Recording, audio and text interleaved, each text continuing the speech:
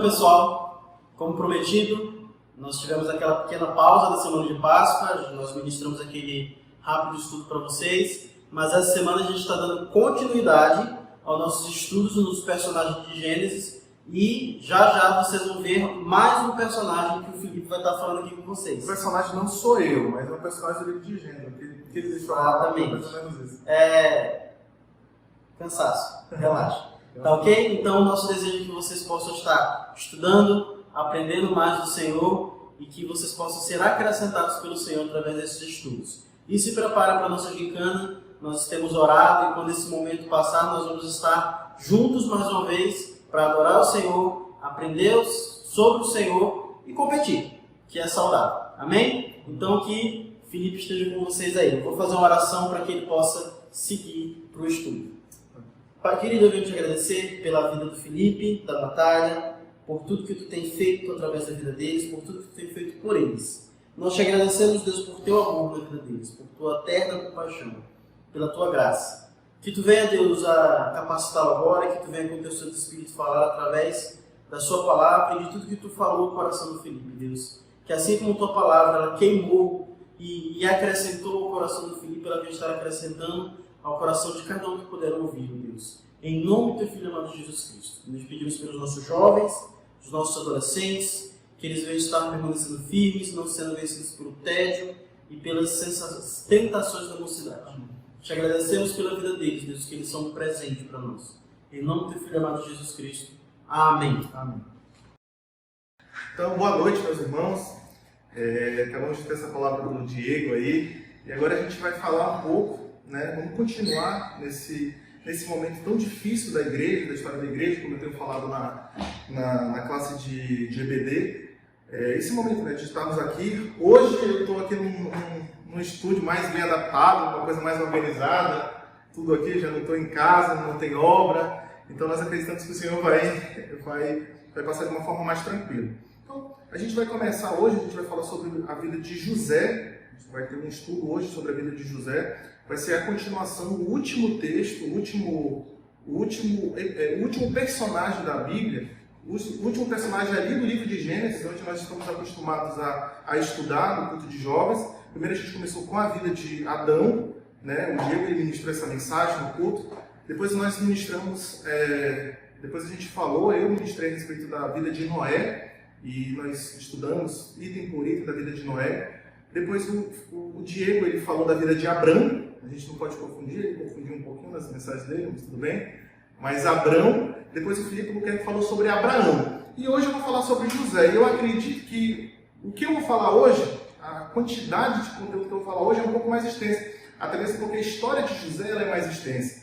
A história de José, para os irmãos acompanharem, inclusive eu vou fazer até um apelo já para vocês. A história de José está contida em 13 capítulos. Do 37 ao 50, mas espera aí, tem 14.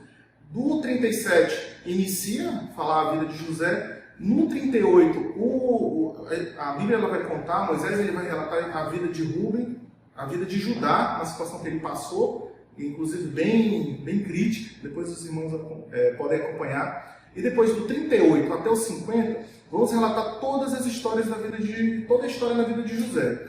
Eu vou me atentar um pouco mais na teologia da providência divina na vida de José. Semana que vem o Diego ele vai também falar a respeito da vida de José, só que ele vai se atentar mais ao fim do capítulo. Então eu quero convidar o irmão para que ele possa estar lendo. Quero que o irmão pause o vídeo agora e, se puder, ler os versículos, os capítulos do 37 ao 50, para que a gente possa ter... Eu não vou conseguir ler aqui por ele ser muito grande. Eu vou ler um resumo que também está contido na Bíblia. Mas eu quero convidar o irmão para que ele possa estar lendo o texto, aperte pausa, leia o texto, para que assim a gente possa continuar de forma mais eficiente, para que nós possamos absorver melhor o conteúdo. Mas tá, por que providência de vida? Porque o título do nosso estudo ele é Providência de Vida na vida de José. Providência divina, o que a gente pode falar para providência divina? O que é a providência divina? Providência divina é quando Deus ele usa o que ele quer e quem ele quer para executar seus planos. Muita gente vai achar, vai pensar que isso é coincidência. E realmente o mundo ele lida com essas situações das quais Deus usa é como se fosse coincidência. O mundo ele vai tratar. O mundo ele vai chamar de sorte, o mundo ele vai chamar de azar, ele vai chamar de coincidência, mas nós sabemos que é algo muito maior do que isso. Por quê? Porque nós cremos num Deus que ele é soberano, nós cremos num Deus que ele é criador do céu e da terra, nós cremos num Deus que ele é rei e ele é um rei supremo, que ele governa todas as ações de todos os homens, sendo ele não crente, sendo ele crente. Esse nosso Deus ele governa tudo e ele realiza seus propósitos, independentemente das circunstâncias, das atitudes que nos atingem. Mas de forma global, esse Deus, ele rege tudo, ele governa tudo. Então, tudo acontece de acordo com seus planos.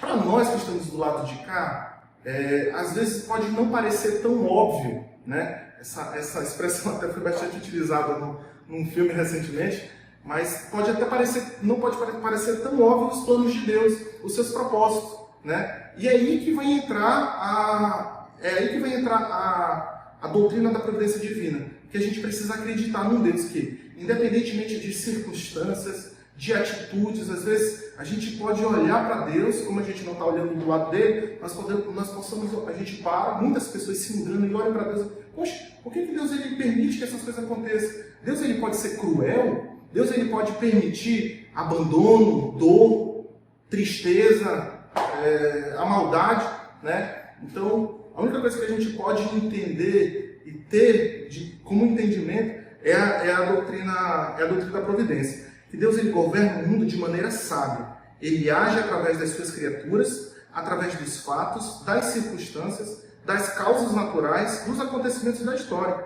mesmo a gente não compreendendo. E ele governa de uma forma, ele governa de forma misteriosa.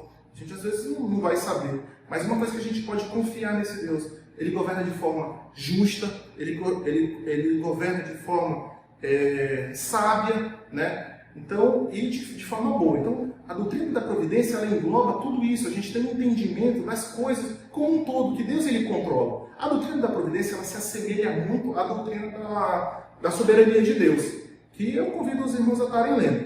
Então, dentro dessa doutrina da providência, nós podemos abordar as provas, as dificuldades que acontecem em 4 aspectos. Quais são os aspectos? É que eles são inevitáveis. O primeiro aspecto é que ele é inevitável. As provas, as dificuldades, as coisas ruins, às vezes, que acontecem. Mesmo com o crente e com o descrente, elas são inevitáveis, elas vão acontecer. O que Jesus Cristo disse? Que no mundo vocês terão aflição. No mundo vocês vão ter aflição, elas são inevitáveis.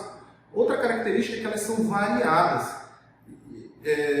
Elas não vão, as dificuldades, as aflições, elas não acontecem somente em áreas específicas da tua vida, somente na área financeira, somente na área relacional com a família, que foi o caso de José. Não, isso acontece de várias formas, elas chegam de várias formas, mas graças a Deus, entra o terceiro princípio, a terceira característica da prova é que elas são passageiras, né? Elas não vêm e ficam e acabou, vai ser assim sempre, não, elas são passageiras. As provas, as dificuldades, dentro da doutrina da providência, elas são inevitáveis, elas são variadas, elas são passageiras e, por último, elas são pedagógicas.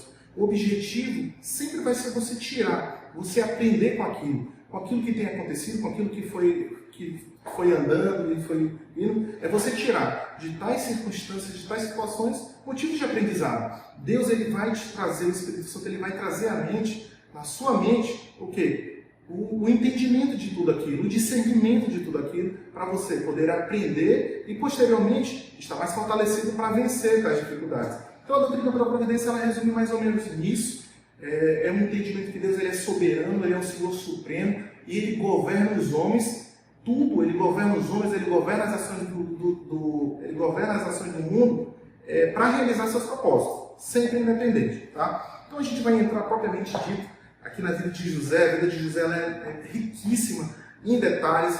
Eu acho que Moisés ele escreveu o Pentateuco, que ele abordou bem o tema de José. Ele foi bem criativo em tudo, ele foi bem detalhista, ele explicou a vida de José como um todo. Então, a vida de José, uma das características, de forma introdutória, é que José ele foi um tipo de Cristo. Né? Ele foi um tipo de Cristo. O que é isso? Foi um tipo de Cristo? Né? A gente tem um teólogo que ele define a tipologia de Cristo, né? A tipologia na Bíblia, que é o estudo das correspondências entre pessoas, eventos e coisas que primeiro aparecem no Antigo Testamento, para preparar ou expressar de modo mais completo as verdades da salvação do Novo Testamento. Então, elas são o quê? São correspondência entre pessoas, tipo de Cristo. Então, José ele vai ser uma correspondência de Cristo, para deixar mais claro como vêm as verdades da salvação no Novo Testamento. Ele não está dizendo, e aqui a gente não quer abordar, que o tipo de Cristo ele é uma profecia do que vai acontecer. Não, a gente não está falando isso. O que a gente quer deixar é que existem muitas coisas que se assemelham na atitude, na vida, do que aconteceu, na vida de José como na vida de Cristo. Existem vários tipos de Cristo. Existe Moisés, todos os profetas, juízes, todos eles tiveram tipos de Cristo. Que tipos de Cristo são esses? Né? O primeiro tipo é que ele foi amado pelo Pai e invejado pelos irmãos. Então, amado, ele teve esse amor pelo seu Pai, né? Assim como Jesus Cristo. Deus amava muito o Senhor Jesus Cristo. Ele foi vendido por 20 moedas de prata, chegou a ser vendido. Desceu ao Egito em tempos de prova. José também desceu. Ele foi perseguido injustamente. Ele foi abandonado, né? A gente vê o relato de que Jesus Cristo ele foi abandonado ali pelo próprio Pedro, né? Que o negou. Ele foi exaltado depois da aflição. E, por último, e eu acho que o mais importante, ele foi salvador do seu povo. Então, assim como Jesus Cristo ele nos salvou, né, de uma condenação eterna, trouxe graça para o nosso Deus, o próprio José ele foi um salvador do seu tempo. Mas sim, então vamos dar entrada, vamos entrar agora propriamente no texto, propriamente dito no texto. Como eu falei, infelizmente não vai dar para ler todos os capítulos, então eu queria convidar o irmão a ler um resumo que está contido na Bíblia. Eu vou citar praticamente toda a história, mas eu queria convidar o irmão a abrir um resumo que está contido em Atos 7. Eu vou abrir aqui com os irmãos porque eu também estava perdido. Atos 7, aí vai ser a partir do capítulo 8. Atos, capítulo 7, a partir do versículo 8, mais precisamente da metade. O que está acontecendo aqui? No livro de Atos dos Apóstolos, o Estevão, que foi um dos grandes mártires da igreja, ele está fazendo um resumo maravilhoso aqui de toda a história do Pentateuco. Ele está fazendo um resumo, mais precisamente ali dos heróis da fé, né? E aí muita gente vai acreditar que, pela essa forma didática, literária que ele escreve aqui, que Estevão ele pode ser um possível escritor de Hebreus, já nessa época. Mas aí, isso aí já é outra... A gente já não vai entrar em discussão. Mas ele resumiu de forma bem clara o que eu falei para vocês que foi escrito por Moisés em 13 capítulos. Em 13 capítulos ele resumiu em alguns versículos. E eu vou ler com os irmãos. A partir do 8b. Mais tarde, Isaac gerou Jacó e estes 12 patriarcas. Os patriarcas, tendo inveja de José, venderam-no como escravo para o Egito. Mas Deus estava com ele e o libertou de todas as tribulações, dando a José favor e sabedoria diante de Faraó, rei do Egito. Este o tornou governador do Egito, de todo o seu palácio. Depois houve fome em todo o Egito e em Canaã, trazendo consigo grande sofrimento. E os nossos antepassados não encontravam alimento. Ouvindo que havia trigo no Egito, Jacó enviou nossos antepassados em sua primeira viagem. Na segunda viagem dele, José fez-se reconhecer por seus irmãos, e o faraó pôde conhecer a família de José. Depois disso, José mandou buscar seu pai Jacó e toda a sua família, que eram 75 pessoas. Então Jacó desceu do Egito, onde faleceram, e ele e os antepassados, nossos antepassados. Seus corpos foram levados de volta a Siquém e colocados no túmulo de Abraão. Havia comprado ali dos filhos de Amor por certa quantia. Então, esse aqui é um resumo muito bom que a gente tem da vida de José, feito pelo mártir da igreja, da primeira igreja, a respeito da vida de José, de tudo. Eu vou tentar focar em dois pontos, dois aspectos, principalmente no versículo 9 e no versículo 10, para a gente tentar absorver mais a respeito desse conteúdo. Então, presença de Deus conosco, né? Deus ele não nos livra de problema, mas ele está conosco nos problemas, né? Deus ele não vai chegar para você e falar, Atos, não tem mais problema, fique tranquilo. Ele não vai chegar, né? Ele vai permitir, assim é uma coisa que a gente vê. Existe um teólogo muito famoso nos nossos dias hoje, que é chamado Augusto Nicodemos, que que ele fala que Deus ele não desperdiça sofrimento. Deus ele não desperdiça sofrimento. Ele não vai te dar mais uma gotazinha a mais do que você merece, né? A gente vai ver isso lá em 1 Coríntios, que Deus ele dá a carga que você pode suportar, né? Então Deus ele não nos livra dos problemas, mas está conosco nos problemas. Então, para começar, a gente vai começar a analisar na vida de José. Eu espero que você tenha lido, né? Se o irmão ainda não leu, pause o vídeo agora, leia a partir de Gênesis 37 até os 50. Vai ser melhor, vai cair na gincana. O Diego já me deu uma cobrança aqui que eu tenho que falar alguns pontos específicos que vão cair. Então, eu convido o irmão a estar fazendo a leitura. Mas José, e aí a gente vai começar a perceber como é que a providência divina, ela aconteceu na vida de José. José não foi livre de problemas. A gente sabe que a vida de José teve muitos problemas, eu vou falar deles aqui. Mas Deus sempre esteve com ele. É o que fala o versículo 9. Os patriarcas, tendo inveja de José, venderam-no como escravo para o Egito, mas Deus estava com ele. Independente, Deus sempre esteve com ele, Deus sempre o guardou. Nessa pandemia, o nosso Deus está conosco, assim como ele guardou o nosso irmão José naquela época, ele continua conosco. Mas o que mais? O que aconteceu na vida de José? José ele enfrentou, primeiro ponto, José ele enfrentou a dor dos desprezos dos seus irmãos.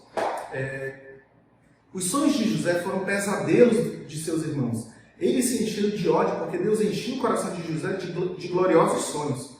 Por ser amado do pai e viver uma vida íntegra, seus irmãos passaram a ter inveja dele, em vez de imitar as virtudes de José. Decidiram destruir José. Então, a primeira coisa que vai acontecer na vida de José é esse desprezo da família. José, ele era uma pessoa íntegra, e a Bíblia vai falar no início do capítulo 37 que os irmãos dele tinham má fama. As pessoas ouviam, não sei, a forma com a qual comerciar, estavam no comércio, às vezes não pagavam, não sei. Mas eles tinham má fama. E isso chegava aos ouvidos de José, que nessa idade ele tinha 17 anos. Era um cara um pouco, a gente pode até admitir que novo, não conhecia muito em relação à vida, né? Ele chegava e falava tudo para os seus pais.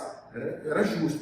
E tinha uma atitude justa, praticava atos de justiça, era uma pessoa correta. E falava tudo para ele, né? Então, ele começou a enfrentar o desprezo dos irmãos, por falar a verdade. Então, José, ele teve aqueles dois sonhos, né? Uma das perguntas, eu vou até comentar com vocês. José ele teve dois sonhos. O primeiro sonho, os dois sonhos falavam a mesma coisa. O primeiro sonho foi a respeito da vida de um feixe, né? Ele estava com um feixe que amarrava ao trigo. E os feixes dos seus irmãos, 11 feixes, se curvaram diante do feixe dele, né? Então ele contou isso para os irmãos dele e os irmãos dele soltaram. Começaram a ficar agoniados, tudinho. Depois ele teve um sonho com o mesmo significado. O segundo sonho, que foi que o sol, a lua e 11 estrelas, exatamente a contagem a contagem dos irmãos dele, se curvavam diante dele. Aí quando ele ouviu nesse segundo sonho que o pai e a mãe, no caso o sol e a lua, se curvavam também, aí o Jacó já ficou mais agoniado. Ele falou: poxa, bicho, não acredito, José, que história é essa? Mas o pai dele ficava refletindo. Então, por causa dessas atitudes, por causa dessas situações, principalmente desses sonhos, ele enfrentou uma dor de desprezo terrível. Seus irmãos os desprezavam, né? José ele sofreu boicote de seus irmãos que não falavam mais pacificamente com ele. Isso está lá em Gênesis 37:4. Você está vendo aí no slide. José sofreu o ódio dos irmãos em Gênesis 37:4 e 8. José sofreu a traição e a conspiração dos seus irmãos. José sofreu o desdém dos seus irmãos. Então, meus irmãos, agora eu quero trazer um pouco para vocês. Imagine se fosse conosco, em plena juventude, né? Vocês em juventude, a gente tem inclusive um novo jovem aí, né? Que é o Matheus Mota, acabou de fazer 18 anos, quero até dar um parabéns para ele. Mas imagina, vocês, todos nós, se nós fôssemos desprezados pela nossa família, porque temos atitudes de crente, de pessoas que seguem ao nosso Deus, ao Deus verdadeiro, né? Como é que você se sentiria? Como nós reagiríamos? Como é que o Adriel ele iria reagir quando o Arthur e o Atos não falassem mais com ele? Não falassem mais com ele porque ele é crente. Como é que nós reagiríamos? Como é que o Adriel reagiria? Como é que a Débora ela vai reagir quando, se por causa da palavra de Deus, por causa dos ensinamentos, por causa de uma vida coerente com a verdade, a Natália e a Karine pararam de falar com ela. Como é que as pessoas iriam... Muita gente surta, muita gente fica agoniada, muita gente fica... se perde. José não. Ele permanecia sempre firme. E aí vem a segunda dor que José enfrenta, que foi a dor do abandono, né? José ele foi jogado no fundo de um poço, seus irmãos o abandonaram e o mataram no coração. Eles taparam os ouvidos ao clamor de José no fundo da cova, e ele foi rejeitado por aqueles que mais deviam amá-lo. Então, aí na imagenzinha você pode ver o pessoal jogando José no poço, né? E imagina, poço, provavelmente aí um poço com seus 8 metros de altura, sozinho ele não conseguia sair. Se você verificar lá no texto, aí em Gênesis 37, o relato vai dizer que jogaram e depois saíram e foram comer. Então a gente não imagina quantas horas passaram, se passaram dias, né? Mas ele ficou lá desesperado, gritando, deve ter se cansado, deve ter ficado agoniado, né? E aí depois que os seus irmãos foram ver e foram pensar na ideia de vendê-lo, eles viram a carruagem dos midianitas, eu acredito que seja. Então José ele enfrentou essa dor, essa dificuldade. E aí, meu irmão, você conseguiria suportar essa dificuldade? Terceira, lembrando que Deus ele não nos livra dos problemas, mas ele está conosco no problema. José ele enfrentou a dor de sentir-se um objeto descartável. José ele foi vendido como escravo pelos próprios irmãos, ele foi tratado como mercadoria descartável, ele foi arrancado brutalmente do seu lar, dos braços do seu pai, da sua terra. Sua vida foi amassada, sua dignidade ela foi pisada. José ele foi vítima da mentira criminosa dos seus irmãos, que levou Jacó a desistir de procurá-lo. A gente vê isso em Gênesis 37, 31. José foi vítima de uma consolação falsa dos seus irmãos a Jacó, que tentou levar Jacó a esquecer José. Então, se sentiu um objeto. E aí eu quero trazer a alusão, quero contextualizar para vocês da situação de José, mesmo que você pega, jogado pelos seus irmãos e vendido por uma nação estrangeira, para um lugar longe, lá para a Guiana, vamos dizer assim. Só que você não vai estar com celular, você não vai estar com internet, com Wi-Fi, porque naquela época não tinha. Você se vê perdido, você não tem como voltar para casa, você é escravo, né? E há tantas dificuldades nesse trajeto. E aí, como é que você se sentiria? É um pouco complicado, né? Deus está livrando José do problema, mas Deus ele continuava com José. Assim vai falar o texto de Atos, né? Outro problema que José enfrentou a dor de viver sem identidade. José agora é um adolescente, ele era amado pelo seu pai, ele lembrava disso, ele recebeu aquela túnica, tudinho. Eu esqueci até de falar, né? Mas nessa leitura aí vocês vão ter que abordar. Mas ele era um adolescente amado pelo pai, traído pelos irmãos, vendido como escravo para um país estrangeiro. Ele sentiu-se menos do que gente, do que qualquer objeto, do que mercadoria. Se não fosse seus sonhos, ficaria marcado pelo resto da vida. José foi para o Egito sem nome, sem honra, sem dignidade. Sem dignidade pessoal, sem direito, sem raiz. No Egito é revendido, é colocado no balcão de vitrine, é apenas mão de obra, máquina de serviço, mercadoria humana. Então, é o que eu acabei de comentar, né? Ele perdeu sua identidade, foi tratado como mercadoria, teve desprezo dos seus irmãos e sentiu a dor do abandono. Então, Deus não livrou, né, naquela situação de José. Quinto ponto, José enfrentou, e aí ele foi vendido, né, lá quando ele já chegou no Egito, por esses, eu vou confirmar se é midianitas mesmo. É midianitas? Ele foi vendido? Lá no final acho que eu vou falar midianitas, E ele foi vendido para esses midianitas. Eles foram levados foi levado para o Egito, e lá no Egito ele foi vendido para Potifar. Ismaelitas com midianitas. Exatamente, obrigado aqui a nossa ajuda aqui, o meu cuidado para não falar heresia, ele está me esbagaçando ali, mas tudo bem. Então ele foi vendido, e lá no Egito foi vendido para esse capitão da guarda, né? Capitão da guarda de Faraó, Potifar, chamado, né? E aí lá a gente viu que Deus ele não abandonava, Deus continuava com ele, Deus dava sabedoria para ele, né? Mas o que ele enfrentou lá? Enfrentou a dor da sedução sexual. Enfrentou uma dor muito complicada para ele. Por quê? Porque José ele poderia ter várias razões para justificar uma queda moral. Ele podia. Ele era um adolescente, lá em Gênesis 39, ele tinha por volta dos seus 17, 18 anos. Então, o que os psicólogos diriam? diriam que esse é o tempo da autoafirmação. Os psicólogos geralmente costumam afirmar isso, não a minha esposa, tá? Mas eles falam essas coisas.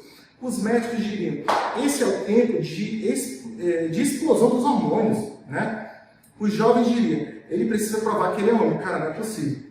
Ele podia dizer, o apelo foi irresistível, né? Então, ele passou a ser assediado ali pela esposa de Faraó. Muitas pessoas dão o nome de Potifera, né? Porque era esposa de Faraó, mas não era Potifera, né? A gente fala fera de Potifera. E é curioso que o nome da sogra do José vai ser Potífera, né? Então, se você falar que era Potifera, você está errando, você está cometendo uma heresia, o Diego vai te pegar. Tá, então, outra característica de José, para ele poder justificar esse assédio que ele estava sofrendo lá na casa da esposa de Potifar, é que ele era forte e bonito. Vejam lá Gênesis 39, 6.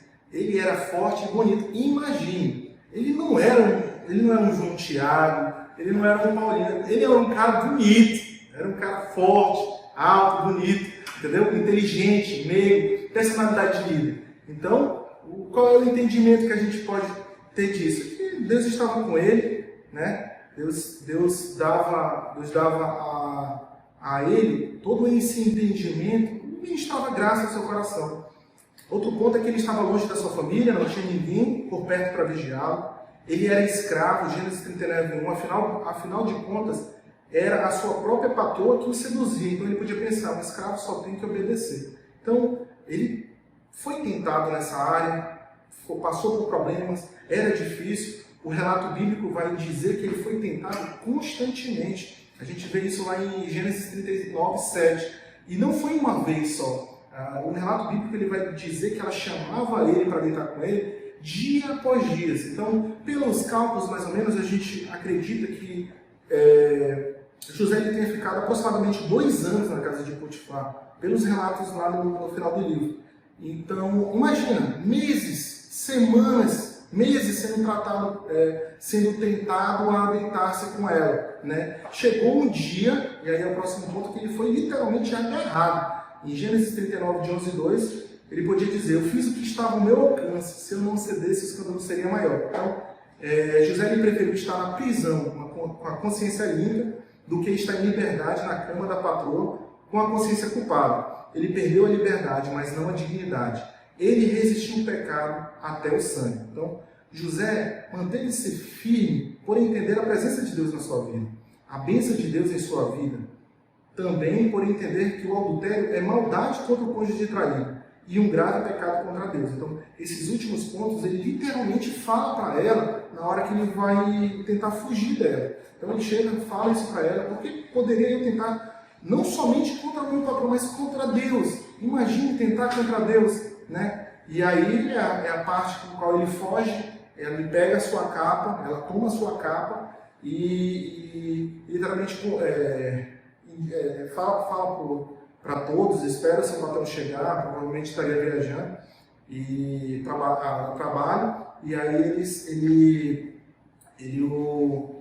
o expulso, ele se fica indignado e o manda para a guarda, ele o manda para a prisão, só que essa prisão são os prisioneiros do rei. Então, o relato bíblico também vai dizer, e muita gente entende diferente, mas ela era uma casa. Essa prisão da qual o José ele foi lançado, ele já era uma prisão de um pouco mais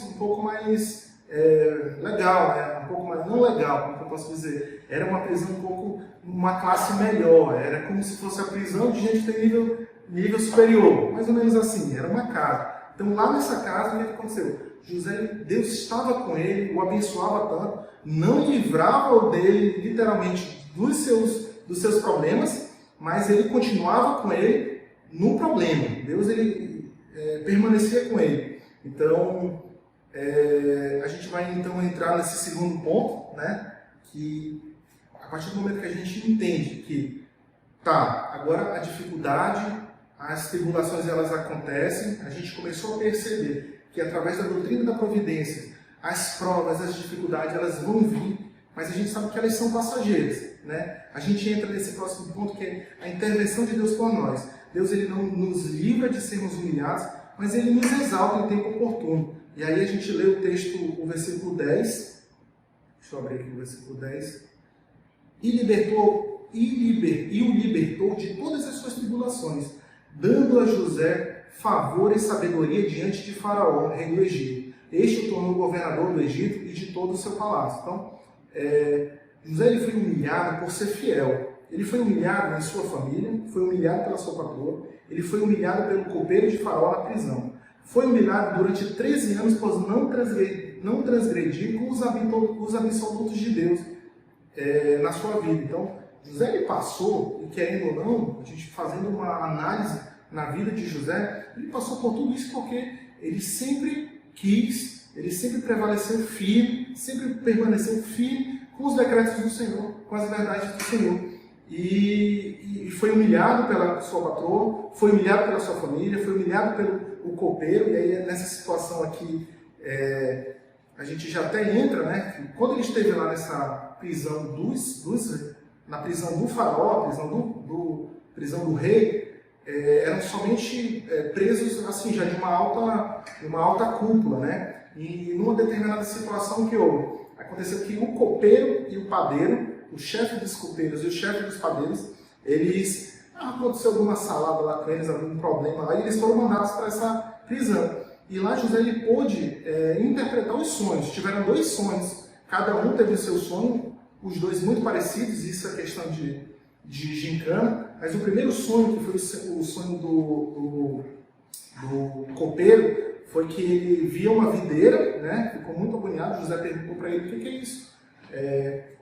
Eu não sei que sonho é esse, eu estou muito triste. José perguntou: poxa, o semblante de você está estranho. E aí primeiro ele citou o exemplo ele citou o sonho do copeiro, e o do copeiro era que numa videira, 3 ramos saíam dessa videira, e dessas videiras os cachos saíam, ficavam ótimas uvas. Dessas uvas ele pegava, espremia e fazia no cálice do faraó, ele dava o suco, né, ali para o faraó. Então esse foi o sonho dele, ele não entendeu. José prontamente, abençoado por Deus, Deus no comando, Deus ciente que essa interpretação desse sonho deu essa revelação, deu uma revelação aqui específica, quando a gente fala de doutrina, ele revelou especificamente, deu a José esse dom de interpretações, né? E nesse momento da história, José revelou, falou que durante os três ramos da videira seriam 3 dias,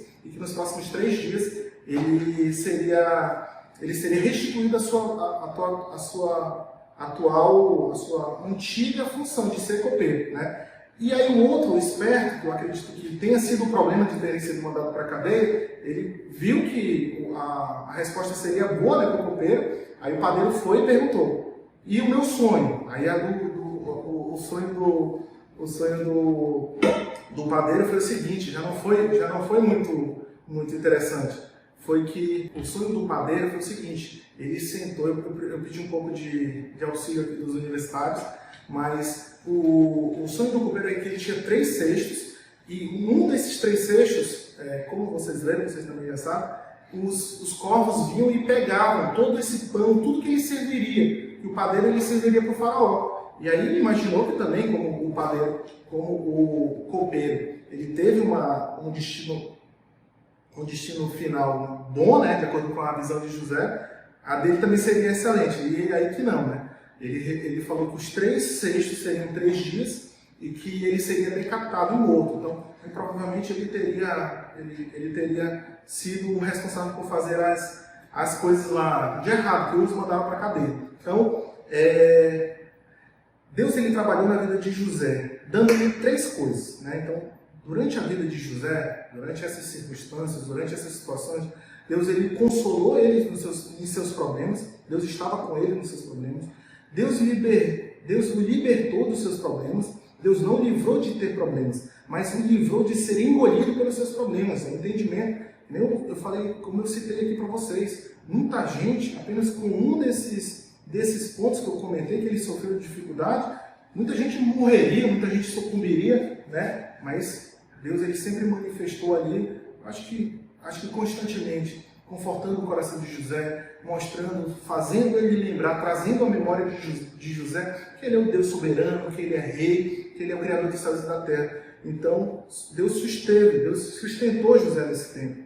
E promoção depois de seus problemas. Então, ele foi exaltado depois de ser provado e humilhado. Então, o que aconteceu depois, né, dessa situação? O copeiro esqueceu dele, né, quando ele revelou para o copeiro que o seu sonho, ele falou, lembra de mim quando você estiver numa posição de grandeza. E aí ele foi embora para o rei, voltou, foi restituída a sua função de copeiro, e a gente pensa que copeiro, numa conotação bem nossa aqui, ela acha que é um baixo de baixo escalão. Copeiro naquela época, e toda vez que vocês veem referências na Bíblia, são pessoas de confiança do rei, que estão ali com ele constantemente, que tomam o vinho primeiro, em algumas ocasiões para ver se ele não vai envenenar, vai morrer primeiro, mas são pessoas de confiança, né, do rei. Então, esse copeiro passou 2 anos lá e esqueceu de José lá. Então, o que houve? Depois de 2 anos, o faraó, alguns acreditam que foi outro faraó, não que mandou o copeiro para a cadeia onde estava José, porque na descrição do texto, a forma de que ele vai falar, a linguagem que ele fala, acredito que seja outro faraó. Inclusive, os meninos até estavam comentando sobre esses faraós no grupo. Hoje, se Deus quiser, esses dias, né, eles estavam comentando no grupo quem eram os faraós dessa época.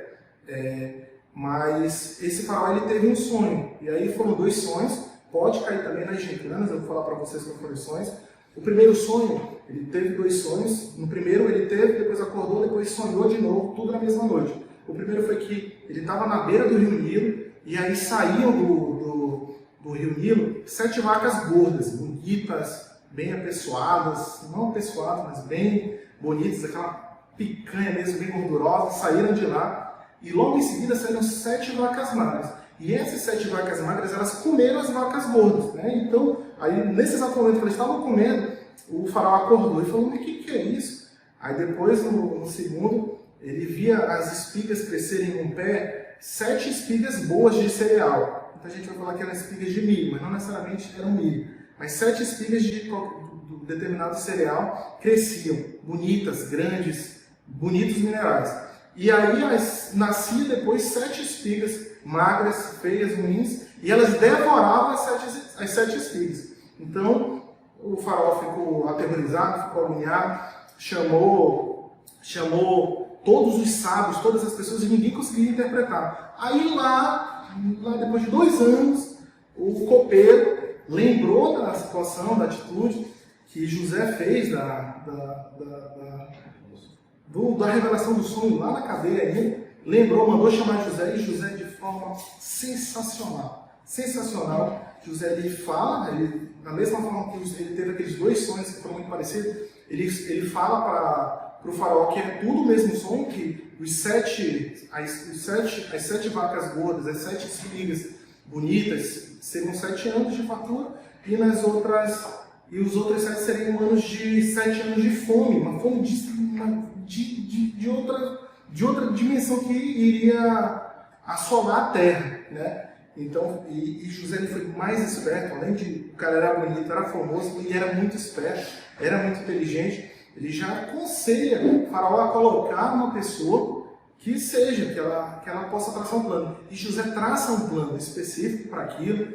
Foi ali que ele instituiu 1/5, né? 20% de todas as colheitas ele iria guardar para os próximos anos de fome. Então, o Egito nessa época tornou-se, e até hoje a gente ouve falar do Império Egito ali, que foi umas grandes nações riquíssimas, né? Exatamente porque Deus ele estava, né? Então lembra lá quando eu falei para vocês que a providência divina não impede, se Deus ele vai cumprir os seus planos, sempre. Deus ele governa os seus planos, independente se a pessoa ela é crente ou não, se ela está nele ou não, né?